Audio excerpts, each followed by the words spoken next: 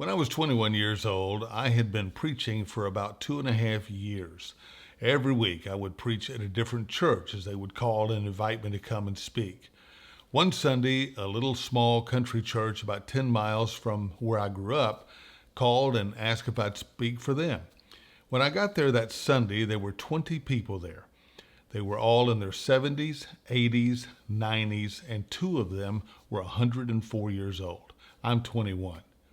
I remember leaving there that day, no young people, no enthusiasm. I walked out of there thinking to myself, boy, I would never pastor a church like this.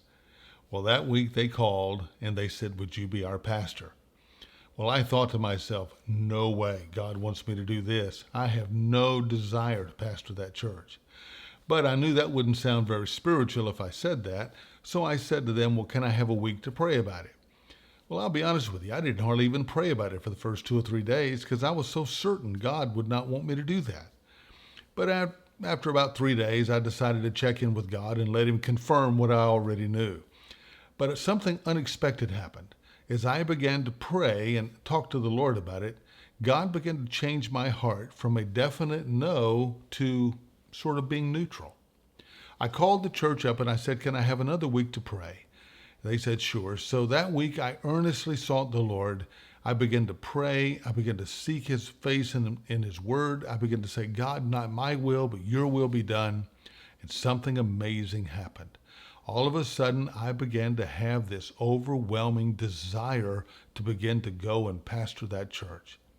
And so that week, I took a step of faith and I accepted the pastorate of Crossroads Baptist Church. And for 4.5 years, it was one of the sweetest, most blessed experiences of my life.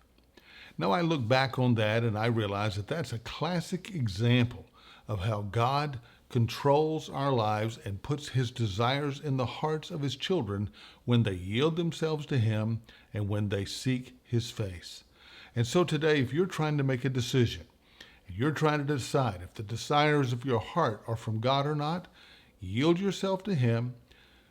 Seek His face through His word and through prayer. And if it's God, the closer you get to Him, the stronger the desire will become. And if it's God, it will have staying power. It will not waver or go away.